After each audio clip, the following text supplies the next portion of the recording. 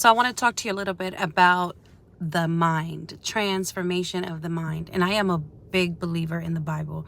There is a scripture that talks about not being conformed to this world, but being transformed by the renewing of our minds. And when life is happening, when circumstances happen, there is disappointment, there are arguments, there may be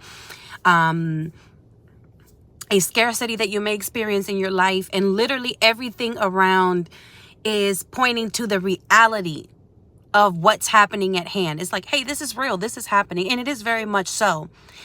We have the choice in those moments to either cave into what's going on in the moment, or we can use transformative thinking to begin to combat what this force is expecting the human to do. Whether it is to cave into depression, to have low self-esteem, to quit, to argue, to fight.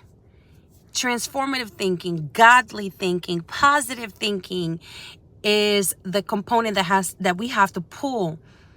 And it's deep, deep, deep within us. It is easier, of course, to just wallow in whatever's going on in the moment. But you have to find the strength, and this is something that comes from God. It's the inner strength to say, I will not be consumed by what's going on right now. I will not be consumed by any argument. I will not be consumed by any negative situation, even if it is very much so real. You could have lost your job. You could have gotten into something with a spouse or in any relationship or friendship. You got to talk to yourself.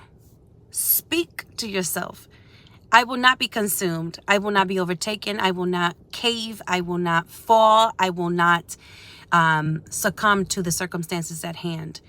And the transformative thinking comes from feeding the mind the things that help overcome. You have to feed it with words that will fuel power, that will fuel life, that will fuel that will propel you to come out of that dark place, because it becomes a really dark place.